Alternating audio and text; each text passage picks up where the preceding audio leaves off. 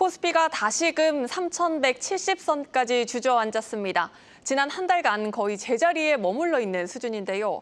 정책 기대감 등의 지수가 가파르게 올라왔지만 세제 개편안 발표와 함께 힘을 잃은 우리 증시는 기업들의 실적 부진과 정책 불확실성까지 더해지며 난항을 겪고 있습니다. 증권부 정원우 기자와 자세한 이야기 나눠보도록 하겠습니다.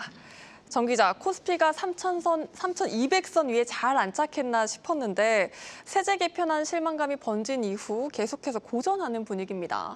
사실 저희도 언제 최고치가 오느냐를 지금 기다리고 있는데 계속해서 이제 박스권에 머물고 있고요. 코스피가 최근 흐름을 좀 보면 3,000선을 돌파했던 것은 지난 6월 20일이었습니다. 그러니까 한 두 달 전쯤에 3,000선을 돌파를 했었고 이후에 단숨에 이제 3,100선 그리고 조금 조정을 받나 했지만 7월 14일 종가로 3,200선을 돌파를 했습니다. 이후 3,200선 아래로 갔다가 다시 올라왔다가 계속해서 등락을 거듭을 하고 있는데요. 하단은 좀 단단하다고도 봐야겠는데 상단도 제약돼 있는 거의 뭐 한 달 동안 코스피가 박스피 흐름이 이어지고 있다라고 봐야겠습니다. 네, 반대로 최근 일본 증시는 사상 최고치를 경신을 하고 있고요. 미국 증시 상황도 나쁘지 않습니다. 올해 주요국 증시 상승률 1위를 달리던 코스피 지수였는데 상대적으로 굉장히 크게 매력도가 떨어진 분위기입니다. 네, 오늘 뭐 일본 증시가 또 뭐 연일 사상 최고치를 기록하고 있다는 소식이 전해지고 있고 오늘도 또 최고치를 찍었습니다. 니케이는 8월 들어서 이제 6%대 상승률을 기록을 하고 있는데요. 뉴욕 증시 역시 최근 경기 둔화 우려가 지금 커지고는 있지만 S&P 500을 보면은 그래도 상승률 자체는 둔화하고 있지만 월간 수익률이 플러스는 유지하고 있습니다. 반면에 이제 코스피 같은 경우는 월간 수익률을 보면은 6월에 13.86%로 주요국 증시 가운데 이제 독보적인 흐름을 보였고요. 7월에도 5.65%로 수익률이 좀 두드러졌지만 이달 들어서는 마이너스 2%, 오늘 종가까지 반영했을 때 후퇴를 하면서 부진을 면치 못하고 있습니다. 네, 그렇다면 전문가들은 우리 증시가 이렇게 다시금 박스피에 갇힌 원인, 뭐가 가장 중요하다고 보고 있습니까? 애초 이제 코스피가 펀더멘털이나 기업 실적 개선 없이 상법 개정안과 뭐 재정 정책과 같은 이런 정책 기대감으로 올라왔던 측면들이 있었고요. 그런 재료들이 이제 소강 상태에 접어들면서 지수가 정체 흐름을 보일 것이다라고 이미 전문가들이 전망을 해왔었습니다. 세제 개편안 역시 지금 정치권에서 오락가락하면서 증시 상단을 제약하고 있다는 분석이 꾸준히 나옵니다. 결국 정책 불확실성이 큰 상황에서 이런 지수가 횡보를 보이고 있다라고 봐야겠습니다.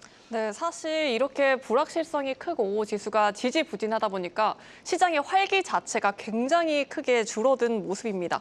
거래 대금도 최근 많이 줄었죠? 네, 최근에 많이 지적하는 부분이 코스피 거래 대금이 줄고 있다라는 부분인데요. 지난 6월에는 일평균 15조 원을 넘던 거래 대금이 7월 들어서는 12조 원대로 떨어졌고요. 8월에는 10조 원대에 머물고 있습니다.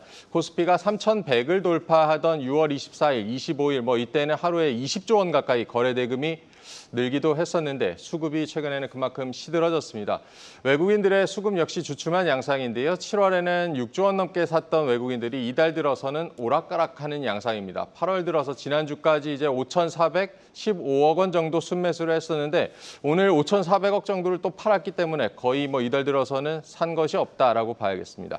그렇다면 어떻게 해야 우리 증시가 다시금 상승 동력을 찾을 수 있을까요? 네, 주식시장 고위 관계자 얘기를 좀 들어봤는데요. 상법 개정이나 세제 개편 같은 이슈들도 있지만 아무리 제도 개선을 한다고 해도 결국 기업 실적이 좋아져야 코스피가 다시 힘을 낼 수 있다라고 분석을 했습니다. 결국 펀더멘털이나 기업 실적과 같은 이런 본질이 중요하다는 것인데요. 코스피 상장사들 2분기 실적 거의 발표가 됐고 이제 집계가 나오겠는데 대체로 부진한 것으로 집계가 되고 있고요.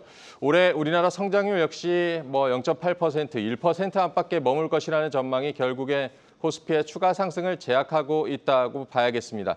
단기적으로는 세제 개편이나 상법 개정 같은 이런 정책 불확실성이 좀 해소가 돼야겠고 최근 정부가 국정 운영 5개년 계획을 공개를 하기도 했는데 어떤 효과적인 기업 지원책이 나오느냐가 앞으로 코스피의 방향을 좌우할 것으로 보입니다. 네, 여기까지 듣겠습니다. 증권부 정원우 기자였습니다.